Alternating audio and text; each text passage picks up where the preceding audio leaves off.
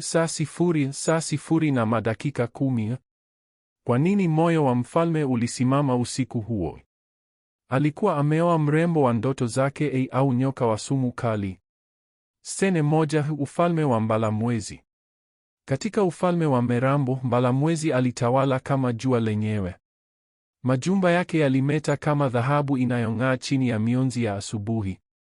Mashamba yake yalizaa hata pasipo mvua, na almasi zilizopangwa kama mawe ya kando ya barabara zilimudu jicho. Watu wake walimwabudu, sanamu zake zikisimama kila kona ya mji, kana kwamba ni mungu wa dunia hii.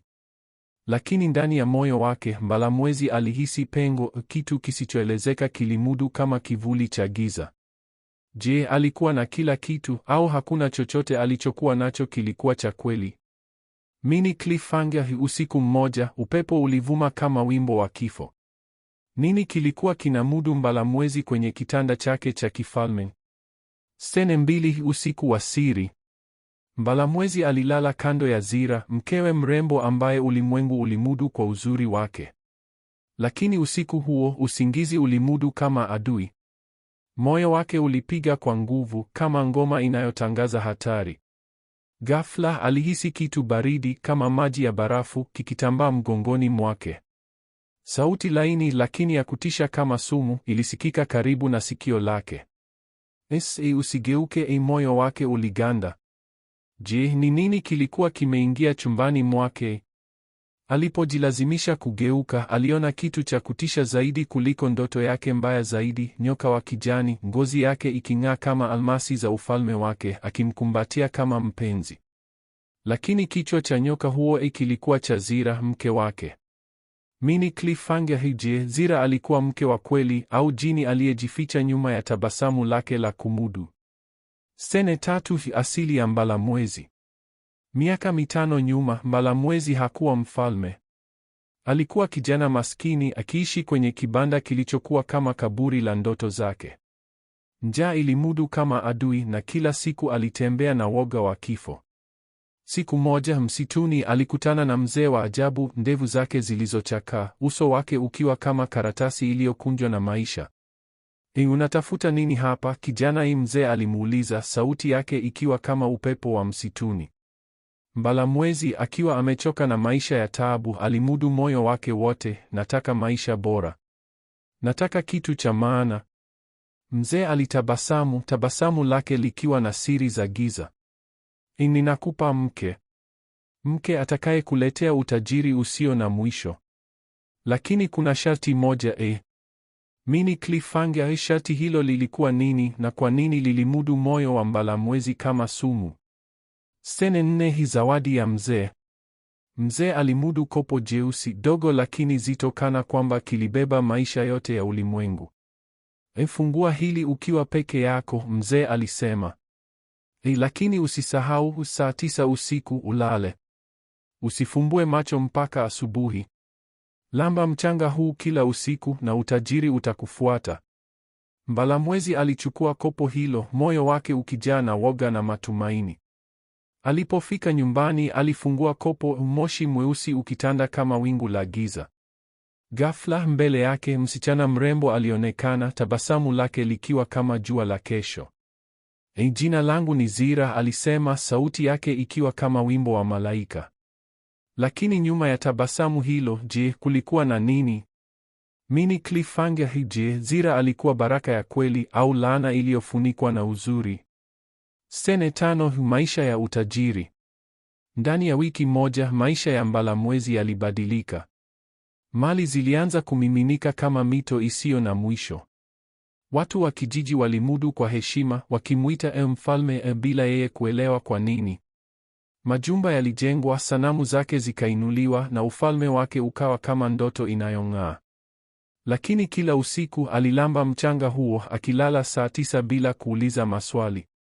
Moyo wake ulianza kuhisi woga wa kile asichokijua. Je, Zira alikuwa nani hasa? Kwa nini sharti la kulala saa 9 lilikuwa muhimu sana? Mini cliffhanger. Siku moja Mbalamwezi akaamua kuvunja sharti hilo. Nini angeona usiku huo? Sene 6. Ukweli wa giza. Usiku huo Mbalamwezi hakulamba mchanga. Alikaa kitandani akihisi baridi ya chumba ikimudu kama kifo chenyewe. Alipogeuka aliona Zira, sio mke wake, bali nyoka mrefu mwenye vichwa viwili, kimoja cha malkia, kingine cha kiumbe asiyeeleweka. Ulikosa imani, Zira alisema, sauti yake ikiwa kama chuma baridi. Sasa utajua ukweli, lakini hautaustahimili. Ghafla alimudu, meno yake yakidunga shingoni mwake. Mwili wa Mbalamwezi ulianza kubadilika, ngozi yake ikichanika kama majani yaliyokauka, nguvu zake zikififia. Alipojaribu kupiga kelele, hakuna sauti iliyotoka. Mini cliffhanger hije, hii ilikuwa mwisho wa Mbalamwezi au kulikuwa na kitu kibaya zaidi kinachomngoja? Stene 7, laana ya ufalme. Tangu siku hiyo, ufalme wa Mbalamwezi ulianza kuporomoka. Majumba yaligeuka kuwa magofu, dhahabu ikawa udongo, na watu wake wakawa kama mifupa inayotembea. Zira, sasa akiwa nyoka wa kutisha, aliingia mitaani akimeza kila mtu aliyejaribu kumudu.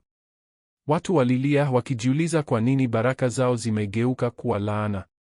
Mbalamwezi akiwa amefungwa ndani ya chumba chake cha kifalme, alikuwa kama mfungwa wa uhai na kifo. Kila usiku Zira alimudu, akimudu nguvu zake, akimudu heshima yake, lakini hakuweza kufa.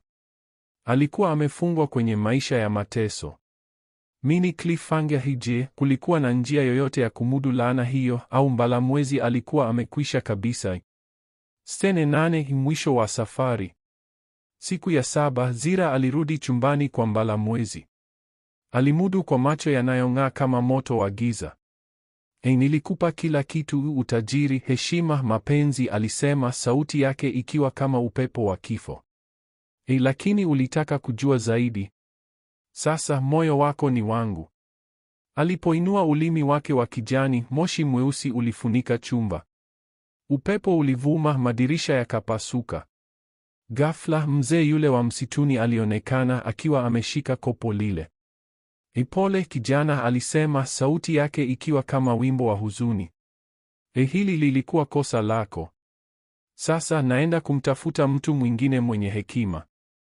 Mzee alitoweka na pamoja naye Zira alipotea. Lakini Mbalamwezi alibaki maskini peke yake katika ufalme uliokuwa kaburi la ndoto zake. Powerful ending. Mbalamwezi alibaki akiishi katika kivuli cha maisha yake ya zamani, akihisi sumu ya Zira bado ikitiririka ndani ya damu yake. Je, alikuwa amepoteza kila kitu kwa sababu ya udadisi wake, au alikuwa amepata kitu cha maana zaidi, hekima ya kuelewa kwamba kila baraka inaweza kuwa laana? Call to action hije, unadhani Mbalamwezi angeweza kuepuka laana hiyo? Tujuze kwenye maoni, usisahau kusubscribe na tukutane kwenye stori nyingine ya Tanzania Tales.